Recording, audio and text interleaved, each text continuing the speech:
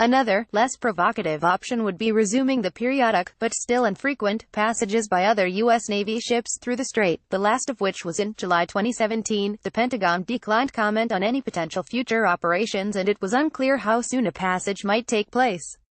A Taiwan Navy's Knox-class frigate fires chaff during a Navy exercise in the bound of Suao Naval Station in Yilan County, northeast of Taiwan. Photo, Trump, who broke protocol as president-elect by taking a phone call from Taiwan's president in 2016, has toned down his rhetoric about Taiwan in recent months as he seeks China's aid in the nuclear standoff with North Korea. The United States and China are also trying to find their way out of a major trade dispute that has seen the world's two economic heavyweights threaten tit-for-tat tariffs on goods worth up to $150 billion each. China has alarmed Taiwan by ramping up military exercises this year, including flying bombers and other military aircraft around the island and sending its carrier through the narrow Taiwan Strait, separating it from Taiwan. They're turning up the heat, a fourth U.S. official said, speaking on condition of anonymity to describe the U.S. view of Chinese activities around Taiwan.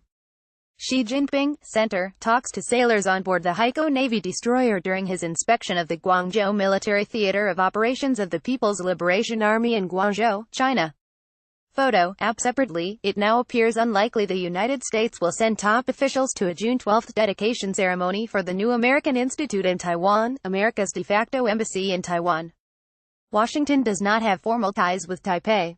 U.S. officials told Reuters that the date clashes with the planned June 12 summit between Trump and North Korean leader Kim Jong-un, but added there will be another opportunity to commemorate the institute's unveiling in September. Since taking office, Trump has approved a $1.4 billion arms sale to Taiwan and angered Beijing by signing legislation encouraging visits by senior U.S. officials to Taiwan. Trump also named John Bolton, known as a strong Taiwan supporter, as his national security advisor. The fourth U.S. official told Reuters Washington aimed to change the way it approaches arms sales requests from Taiwan to address them on a case-by-case basis, as opposed to bundling them together.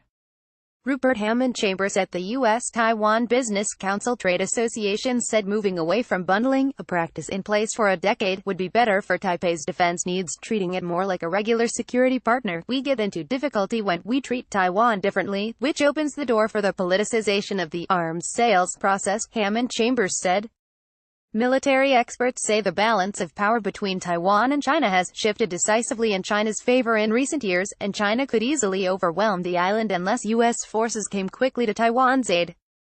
The United States is bound by law to provide Taiwan with the means to defend itself, but it is unclear whether Washington would want to be dragged into war with China over the island. Asked about U.S. obligations to Taiwan, Pentagon spokesman Lieutenant Colonel Christopher Logan noted Washington has sold Taiwan more than $15 billion in weaponry since 2010. We have a vital interest in upholding the current rules-based international order, which features a strong, prosperous, and democratic Taiwan, Logan said.